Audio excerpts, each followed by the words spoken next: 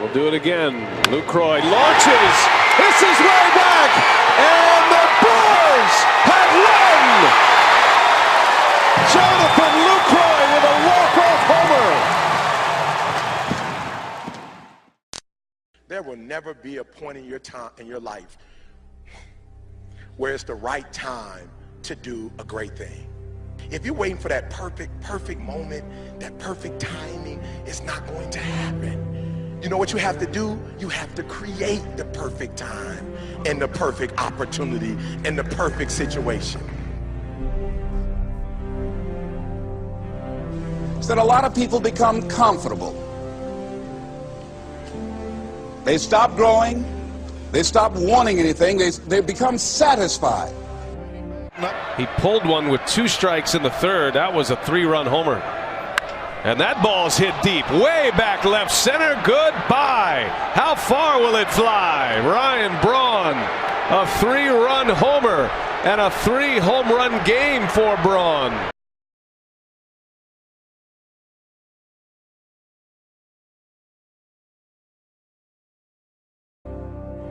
People getting ready to go to jobs that they don't like. Jobs that are making them sick. You see, when you're not pursuing your goal, you are literally committing spiritual suicide.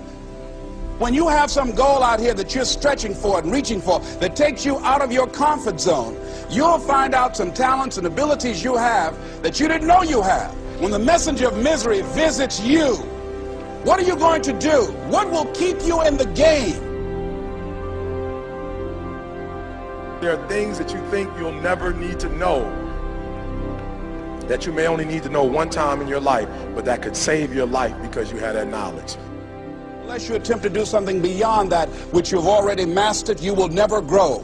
What is it that you looked at some point in time and you decided that you couldn't do it, that you talked yourself out of it?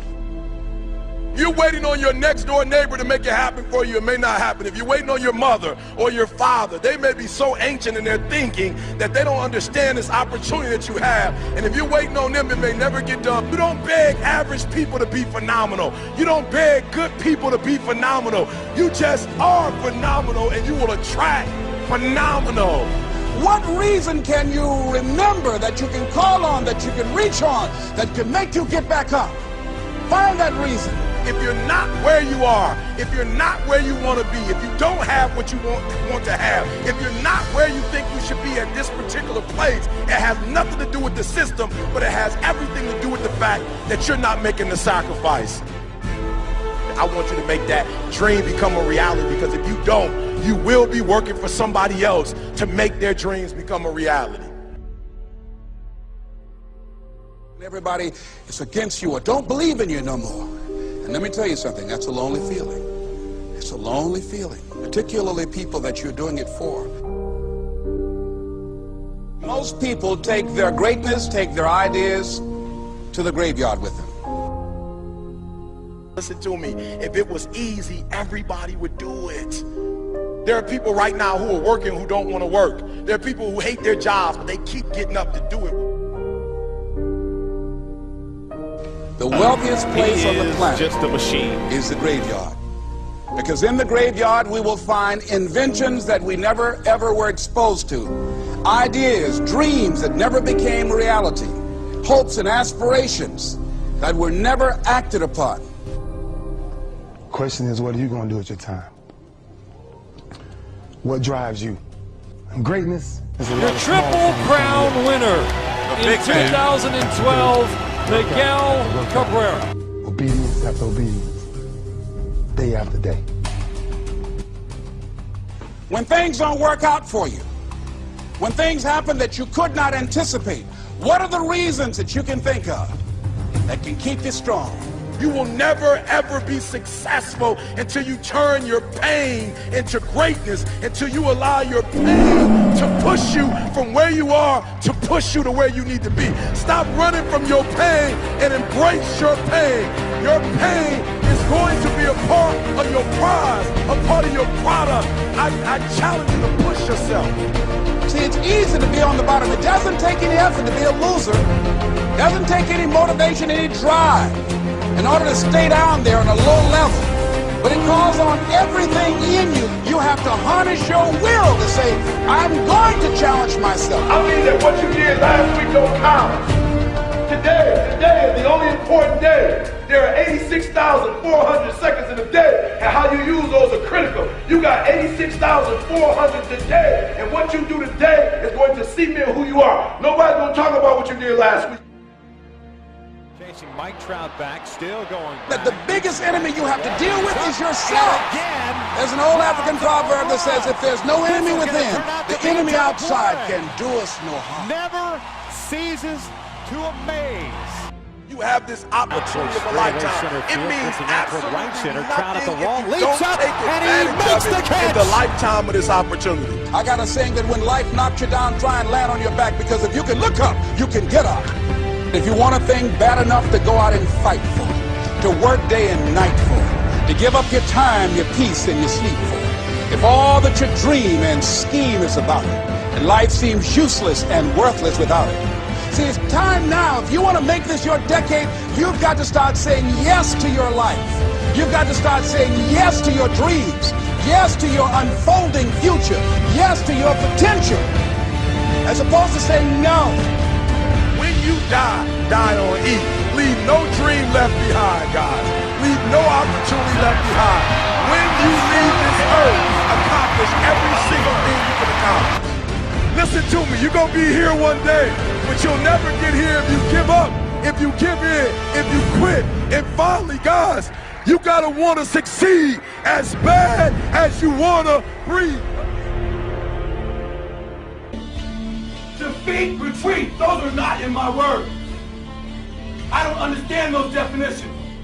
I don't understand when things go wrong. I don't understand mistakes. But I do understand this. I understand victory, and I understand never surrendering. No matter how bad things go, my heart, my mind will carry my body when my limbs are too weak. Who am I? I am the champion. Today will be that day. Not tomorrow, not next week, but right now, right here, in your house and in your home. Who am I? I am the champion. History will remember me. I will not let everybody have been kind. I will define myself. I will write my own praises. No one will tell me what I can never be.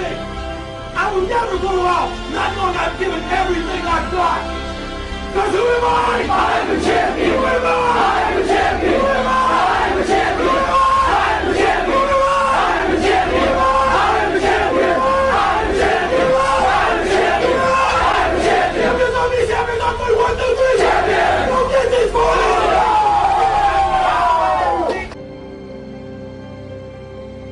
You know, when you get old in life, things get taken from you.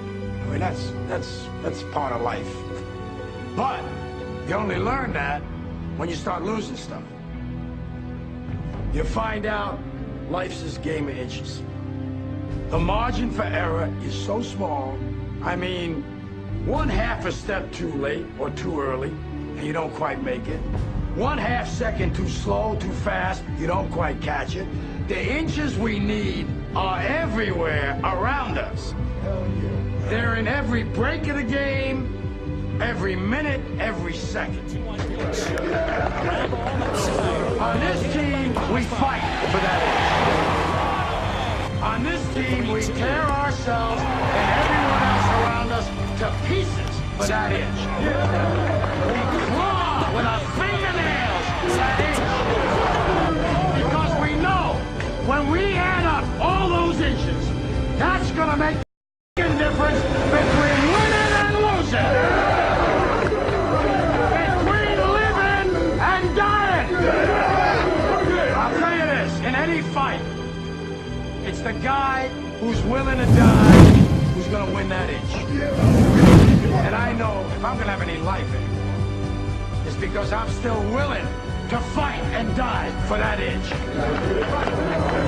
Because that's what living is. The 6 inches in front of your face. That one at 106. That would be a new record. Got him. I know you got him. But the man just come up. I'm a soldier. And Craig Kimbrell saves it for Atlanta. His 100th big league save. Let the celebration begin. Atlanta is once again the champion of the National League East.